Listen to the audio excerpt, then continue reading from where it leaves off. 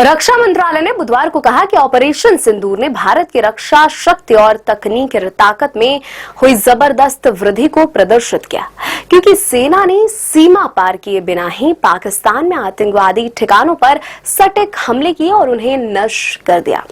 मंत्रालय ने कहा कि अभियान में भारतीय प्रणालियों के दुश्मन की प्रौद्योगिकियों को नष्ट करने के ठोस सबूत भी मिले, जिनमें चीनी मूल की PL-15 मिसाइल और टर्की के यहा नाम के मानव रहित हवाई वाहन के टुकड़े शामिल हैं।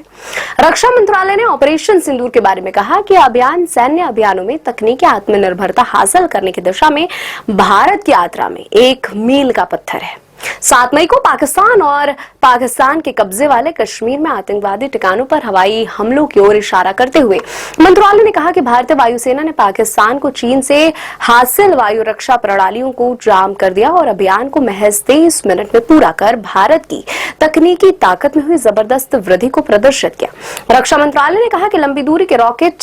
क्वाडकॉप्टर और वाणिज्यिक ड्रोन बरामद किए गए और उनकी पहचान की गई, जिससे पता चला कि पाकिस्तान की ओर से उसे विदेश से मिले उन्नत हथियारों का फायदा उठाने की कोशिशों के बावजूद भारत का स्वदेशी वायु रक्षा और इलेक्ट्रॉनिक युद्ध नेटवर्क बेहतर साबित हुआ।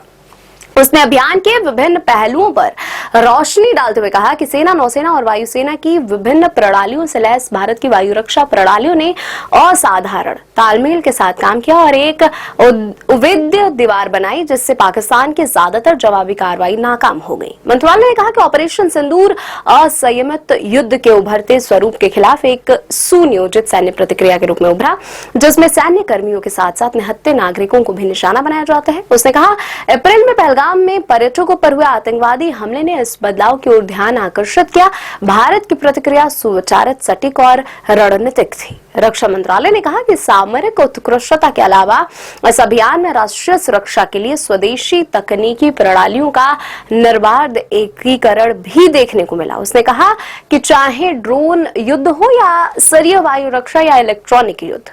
ऑपरेशन सिंदूर सैन्य अभियानों में तकनीकी आत्मनिर्भरता हासिल करने की दिशा में भारत की यात्रा में एक मील का पत्थर है।